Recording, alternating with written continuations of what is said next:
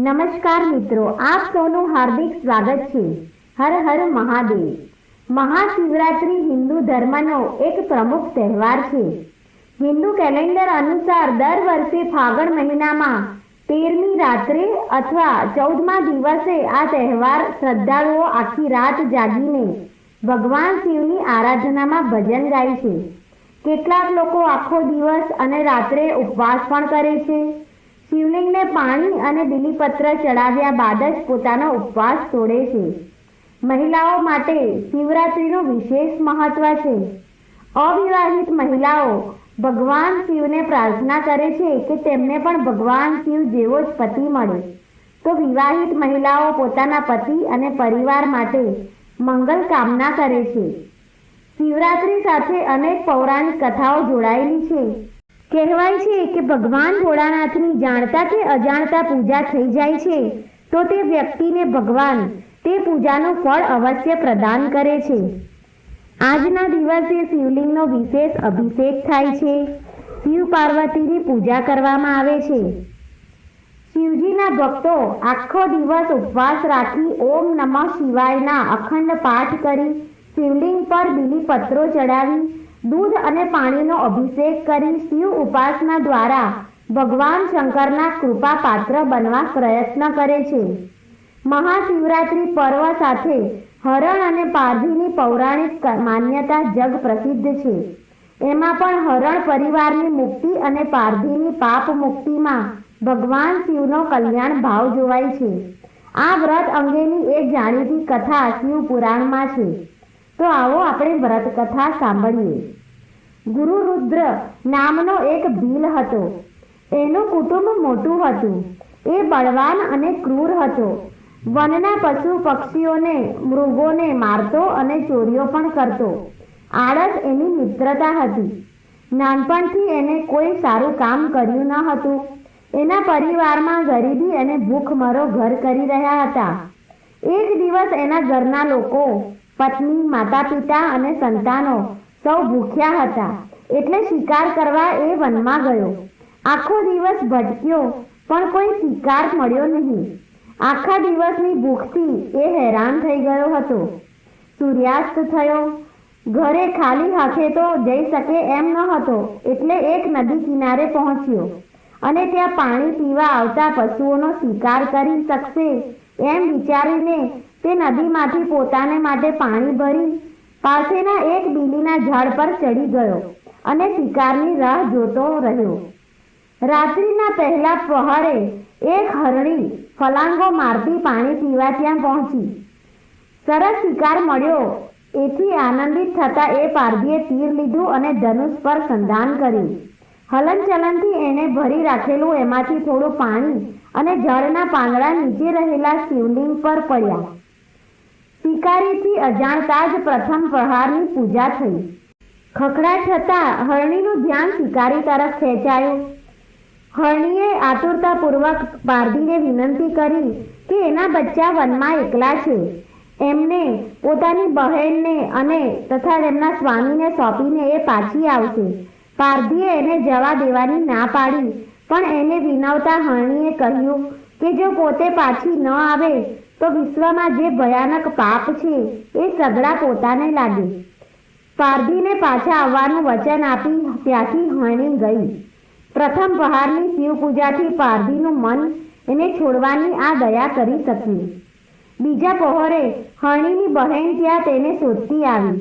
ફરી પારધીના સર સંધાન માટેના હલનચલનથી ઢોળાયેલા પાણી અને ખરેલા પાંદડાથી અજાણતા જ શિવ પૂજા થઈ ગઈ.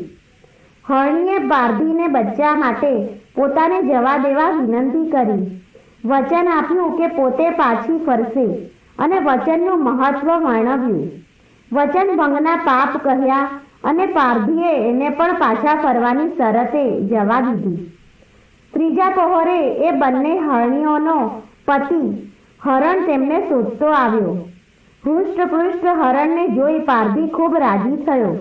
હલનચલનથી ફરી પાણી અને બિલ્વપત્ર ચડવાથી ત્રીજા પહોરની શિવ પૂજા થઈ ગઈ. હરણે પણ પારધીને જોઈને કહ્યું કે એની શરીર સાર્થક થશે જો પારધીને એ ખપમાં આવશે પણ પોતાની પત્નીઓને અને બચ્ચાને સોંપીને આવવા માગે છે.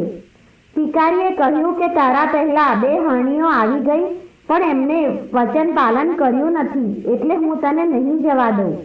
હરણ કહે છે કે આખું બ્રહ્માંડ સત્યથી ટક્યું છે. જૂઠું બોલનારનો પુણ્ય નાશ પામે છે. સંધ્યાકાળમાં મૈથુન અને શિવરાત્રિને દિવસે ભોજન કરવાથી જે પાપ લાગે છે, જૂઠી સાક્ષી આપનારને, થાપણ હડપ કરી જનારને, સંધ્યા નાશ કરનાર દ્વિજને જે પાપ લાગે છે એ પાપ મને લાગે, જો હું જઈને પાછો ન આવું તો. શિકારીનું હૃદય પીગળી ગયું. એને હરણને જવા દીધો. આ તરફ બંને હરણીઓ તેના પાસે બચ્ચા પાસે ભેગી થઈ અને પછી હરણ પણ ત્યાં પહોંચ્યો. ત્રણેય પ્રતિજ્ઞાબદ્ધ વચનબદ્ધ થઈ ચૂક્યા હતા. અંદરો અંદર એકબીજાનો વૃત્તાંત સારી રીતે સાંભળી શકે એ રીતે વાતો કરતા રહ્યા. હરણીએ કહ્યું કે પેલું વચન મેં આપ્યું છે એટલે હું જઈશ. બીજી હરણીએ કહ્યું કે હું નાની છું એટલે હું જઈશ. હરણે કહ્યું કે બચ્ચાની રક્ષા માતાથી થાય છે એટલે તમે બંને અહીં રહો અને હું જઈશ. હરણીઓએ કહ્યું કે પતિ વગરનું જીવન નકામું છે. આખરે બચ્ચાની પડોશીઓને સોંપણી કરી જવા માંગતા હતા, પણ બચ્ચા સાથે ચાલ્યા. એમણે નિશ્ચય કર્યો કે જે માતા પિતાનું થશે એ જ અમારું થશે.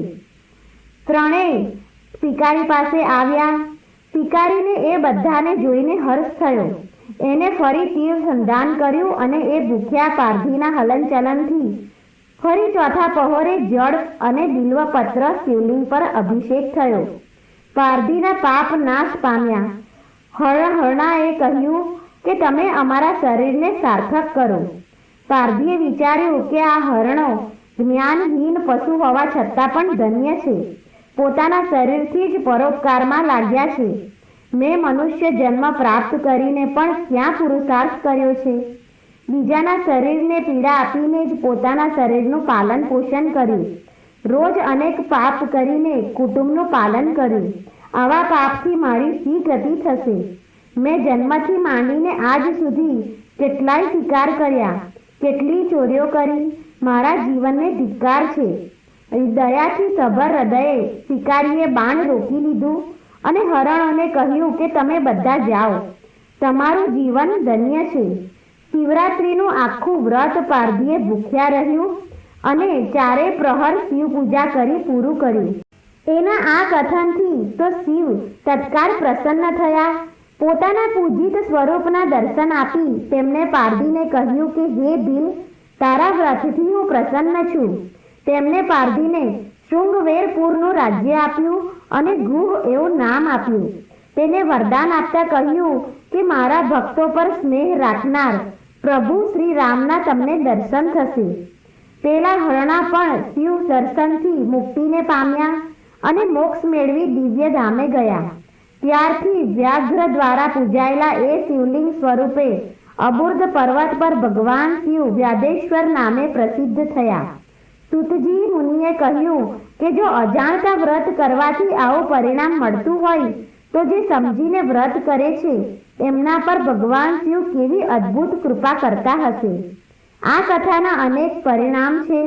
આશ્રિતોનું પેટ ભરવું એ કર્તવ્ય છે, એટલે ભીલ શિકાર કરવા જાય છે એ યથાર્થ છે. એને પણ પાપનો હકદાર કહ્યો છે. તો જે લોકો બીજાના પરસેવાની મહેનતની કમાણી ખોટે રસ્તે પડાવી પોતે આનંદ પ્રમોદ કરતા હશે એને કેવું પાપ એકઠા થશે. ખરેખર તો પારધીએ હરણ માટે દાખવેલી દયા એ જ સૌથી મોટી શિવ પૂજા છે. એણે હરણોને આપેલું જીવત દાન સૌથી મોટું દાન છે. હરણોનું વચન પાલન સત્યતાનો મહિમા કરે છે. કૃષ્ણ પક્ષમાં ક્ષીણ થતી ચંદ્રની કાંતિએ લીધે તાંત્રિક શક્તિઓ સબળ બને છે, નકારાત્મક ભાવ વધે છે અને આવી શક્તિઓના નિયંત્રણ દેવ શિવ છે. આવા સમયે પોતાના મનને કાબૂમાં કરી શુભ વિચારો, શુભ સંકલ્પ અને શુભ આચરણ કરવું એ અતિ આવશ્યક છે. એટલે શિવરાત્રિનું વ્રત રાખવું છે. આવું થાય ત્યાં શિવ પ્રસન્ન થાય જ, કારણ કે નકારાત્મકતાને દૂર કરી શિવને પ્રિય છે. એ તો સૌથી ભોળા અને દયાળુ છે. જો મિત્રો તમને આ વ્રત કથા પસંદ આવી હોય તો આ વિડીયોને લાઈક કરો, આ વિડીયોને તમારા સગા સંબંધીઓ સાથે શેર કરો અને ચેનલને તમે પહેલીવાર જોઈ રહ્યા હોય તો સબસ્ક્રાઇબ જરૂર કરો. જય ભોલેનાથ.